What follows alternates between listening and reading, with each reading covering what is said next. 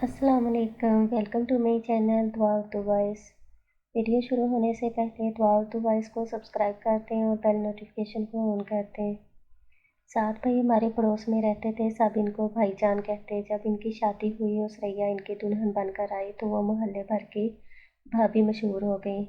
सरैया भाभी यूँ तो बहुत अच्छी और इखलाक वाली थी, लेकिन कुछ काहिल सी थी।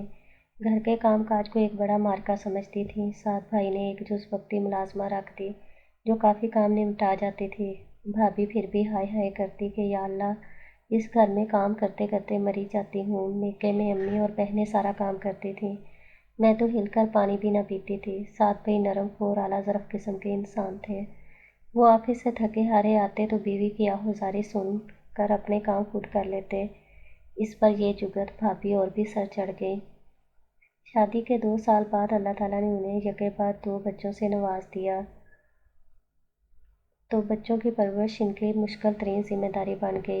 इनकी देखभाल से वो घबरा उठी और घर तो एक तरफ खुद अपने सरापर से बेनियाज नजर आने लगी।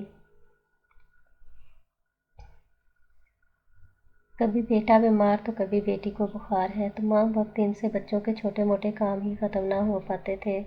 किसी के घर आना जाना मिलना मिलाना सब ख़त्म कर दिया, बस बच्चों की होकर रह गई थी। इन्हीं सात भाई के छोटे भाई भाभी कार हादसे में इंतकाल करके सिर्फ एक नन्हा बच्चा मौसाना तौर पर बच गया। सच है, जिसे अल्लाह रखे इसे कौन चखे। इस खुशनसीब बच्चे की बदनसीबी के माँ बाप दोनों का साया ना रहा। करीबी अजीज सात भाई ही थे जो इसके वारिस थे। वो यतीम भतीजे को घर ले आए और बीवी की गोद में देकर कहा, अल्लाह ताला ने अब 3 नेमतें हमको सौंप दी हैं, इस यतीम बच्चे को भी हमने ही पालना है। तुम इसका ख्याल एक माँ की तरह करना और इसकी ममता की कमी महसूस ना होने देना। मुझे उम्मीद है कि मेरे यतीम भतीजे की परवरिश भी इसी तरह प्यार से करोगी जिस तरह अपने बच्चों की कर रही हो। सरैया भाभी से तो अपने बच्चे ठीक तरह ना संभलते थे। वो देवर का बच्चा कैसे पालते। चलाकर बच्चे को पीछे कर दिया कि वो शोहर के हाथों से गिरते गिरते बचा। नहीं साद, ये मुझसे नहीं होगा। मैं नहीं पाल सकती किसी दूसरे का बच्चा। रातों को उठना और जागना कोई आसान काम नहीं है। मैं तो पागल हो जाऊंगी। सात भाई को बीवी से यूं टके से जवाब की उम्मीद हरगिज न थी। वो बीवी का मुंह तकने लगे। समझाया कि यह पराया नहीं है, मेरा अपना खून है, मगर सरैया किसी सूरत भी बच्चे को गोद लेने पर राजी न हुई। चूंकि खानदान भर में बच्चे को पालने वाला कोई ना था, लिहाजा साद साहब को अपना नन्हा भतीजा लावारिस बच्चों के एक अदारे के सुपुर्द करना पड़ा। ऐसा करते हुए इनको बहुत दुख भी हुआ, क्योंकि ताया के होते बच्चा लावारिस नहीं होता, मगर मजबूरी थी। हालांकि उन्होंने कई दोस्तों और रिश्तेदारों से भी तज़किरा किया था, मगर इस तफल मासूम को कोई भी लेने को आमादा न हुआ। 3 माह गुजर के ईद सर पर आ गई। सरैया भाभी ने बड़े ज़ौक़ शौक़ और प्यार से अपने बच्चों के कपड़े सिलवाए और इनके लिए ख़रीदारी की। ऐसा करते हुए इनको ज़रा भी देवर के बच्चे का ख्याल न आया। आज अगर इसके माँ बाप जिंदा होते तो इस फूल बदन के लिए भी खूबसूरत लिबास का एहतमाम किया जाता। अपने बच्चों को नए लिबास में देखकर साद भाई को इस बात का बहुत मलाल हुआ कि वो अपने घर में अपने यतीम भतीजा नहीं ला सकते। ईद के रोज़ भाभी ने अपने बच्चों को नहला धुलाकर तैयार किया, नए कपड़े जूते पहनाए और फिर इनको साथ लेकर अपने मेके ईद मिलने चली गई। वहाँ वो बातों में ऐसी मशगूल हुई कि बच्चों से तवज्जो हट गई और 4 साल का बेटा छत पर चला गया। वहाँ वो एक छोटी सी दीवार पर चढ़ गया और तवाज़ुन बरकरार न रख सकने की बायस बुलंदी से गिर गया। भाभी जो थोड़ी देर पहले अपने मासूम लखते जिगर को बना संवार कर ईद मिलने आई थी, इसकी नन्ही सी लाश पर गिरी धाड़े मार मार कर रो रही थी।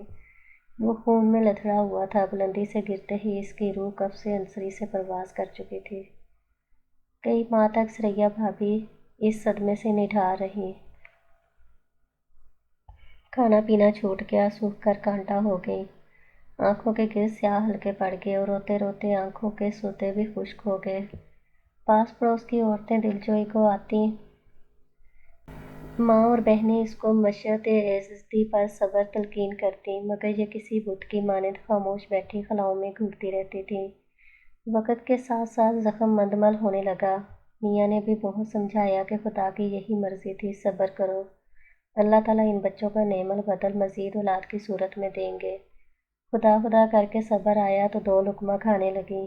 سارے دن میں 1-2 بار چند گھونٹ پانی کے بھی حلق میں اترنے لگے۔ دل نے غم کو بھلایا تو نہیں مگر اپنے اندر جذب کر لیا۔ اب یہ لبریز جام کی طرح چھلکتا نہ تھا مگر دل میں درد ہوتا رہتا تھا۔ صبح وہ اٹھ گئی، سوچا بہت دنوں سے فیصل کے غم میں ڈوبی ہوں اور جو میری بچی زندہ سلامت ہے اس سے غفلت برت رہی ہوں۔ وہ بیچاری سارا دن سہمی سہمی ادھر ادھر پھرتی رہتی ہے، اسے نہلانے دھلانے کا خیال بھی کئی دنوں بعد آتا ہے۔ صورت اس کی یتیم بچوں کے جیسی ہو گئی ہے۔ انہوں نے ماریا کی طرف دیکھا، بچی کتنی میلی ہو رہی ہے، اس کی طرف دھیان ہی نہیں۔ یہ سوچ کر بھابھی نے ماریا کو نہلا دھلا کر کپڑے پہنائے اور جوتے پہنانے لگی۔ ابھی ایک پاؤں میں جوتا پہنا کر دوسرے میں بچی نے پاؤں ڈالا ہی تھا کہ وہ رونے لگی۔ وہ پاؤں جوتے میں ڈالنے لگتی تو بچی خوف سے رونے لگتی اور جھٹکے سے پاؤں باہر نکال لیتی۔ بھابھی کو تبھی غصہ آ گیا کہ یہ کیا تماشا کر رہی ہے۔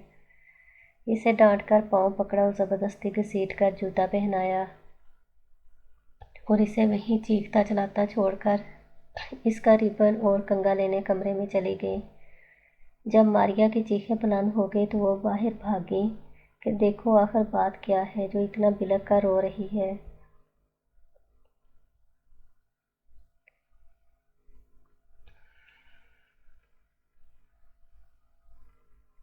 دیکھا کہ زمین پر گری زور زور سے ٹانگیں چلا رہی ہے۔ اب بھی بھابھی کی سمجھ میں نہ آیا کہ کیا بات ہے اور ان کی بیٹی کسی تکلیف میں مبتلا ہے، مگر ماریا کے چہرے سے ظاہر ہو رہا تھا کہ وہ شدید تکلیف میں ہے جس کو برداشت کرنا اس کے بس سے باہر ہے۔ ڈاکٹر تک پہنچتے بچی ہلکان ہو گئی، اس کی ٹانگ نیلی پڑ گئی، وہ بے ہوش تھی۔ ڈاکٹر نے ٹیبل پر لٹایا، ہلایا جلایا اور جوتے اتارے تو پتہ چلا کہ جوتے کے اندر کالا بچھو تھا جس نے ماریا کو 3-4 بار ڈنگ مارا، مگر سریا بھابھی کی سمجھ میں کچھ نہ آیا۔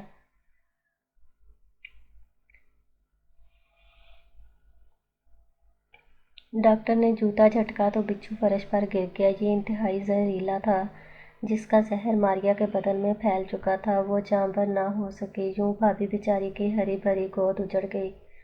وہ نیم پاگل سی ہو گئی، حواس کھو بیٹھی۔ یکے بعد دیگرے 2 جان لیوا حادثوں نے ان سے زندگی کی ہر خوشی چھین لی۔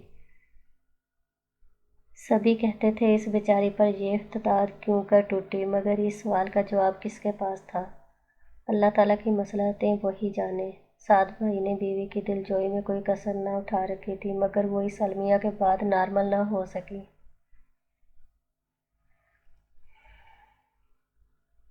ہر وقت اپنے گڈے اور گڑیا کو یاد کرتی، ان سے باتیں کرتی تھیں جیسے وہ زندہ ہوں اور ان کے سامنے ہوں۔ ان کے کپڑے دھو دھو کر استری کر کے رکھتی، ان کے کھانے کے برتن، کھلونے اور ان کی ہر شے سنبھال لی ہوئی تھی۔ جب سوتی تو اپنے ایک جانب گڑیا اور دوسری جانب گڈا لٹا لیتی اور جب تک آنکھ نہ لگ جاتی ان کو بھینچ کر پیار کرتی اور ان سے باتیں کرتی۔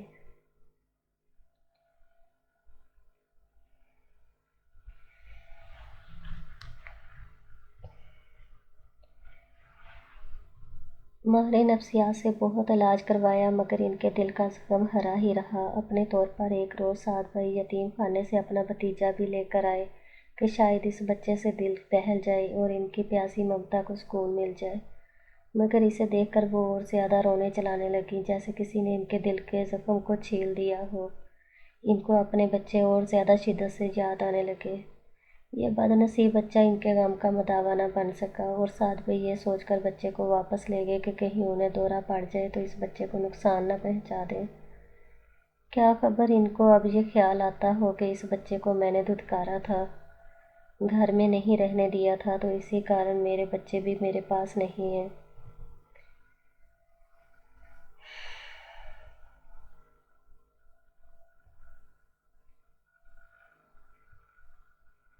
انسان اپنے حواس کھو دے تو کچھ بعید نہیں کہ وہ کیا حرکت کر بیٹھے، کیونکہ بھابھی کا دماغی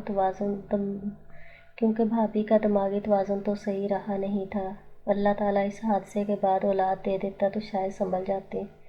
اللہ کی مرضی کے پھر اولاد کی خوشی بھی نہ ملی۔ آج تک بھابھی کھوئی کھوئی رہتی ہیں، دوسروں کے بچوں کو تکتی ہیں تو خود سے باتیں کرنے لگتی ہیں، اور ہر وقت ایک گڑیا اور ایک گڈا اپنے پاس رکھتی ہیں۔